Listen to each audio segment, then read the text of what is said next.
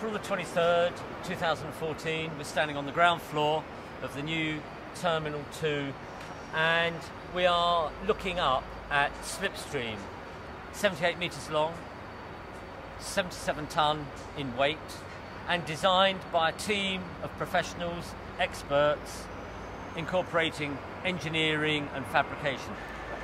Obviously, I've spent a professional career looking at the idea of sculpture and its context to site, and this being an airport made me start to think about journeying, movement, flight, aerodynamic structures, and it's a combination of all these factors that generated eventually the idea of Slipstream, which is in itself a journey.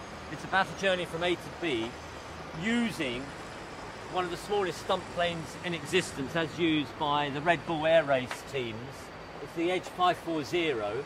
It's got a 6-metre wingspan, and we took the generic form of the 6-metre wingspan aeroplane and we put it into the computer at Price & Myers, and we then spun that aeroplane to take a journey. The best way of describing the form would be if you can imagine the whole of this covered court area of the terminal being filled with clay. We're talking about a fictitious scenario here. You imagine that aeroplane then tumbling, somersaulting, circling, spiralling through that clay. It's going to leave a hole, it's going to leave a void. You imagine filling that void with fast-setting plaster and then taking away and excavating back to that plaster all the clay, so you empty the space of clay. You are left with a form which is about travelling in space. The structure itself hides a great deal of expert engineering. You've got a number of columns that are utilised as the support structure for the sculpture. We've taken 4 of the 11 columns and the sculpture sits on that.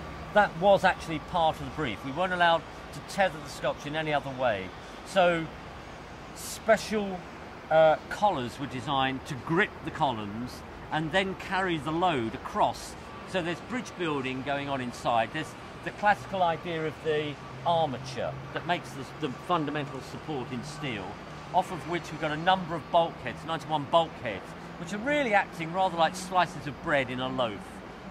And from these bulkheads there are spars, or what we call ribs or cones, that run across to give you the surface, to start to indicate that undulation and smooth revolving surface, which is then clad in an aluminium, which is not highly polished, but it's a small buff just to give a bit of light surface to allow the piece to use the light to allow its undulation to work as the passenger moves along the walkways and across the bridges.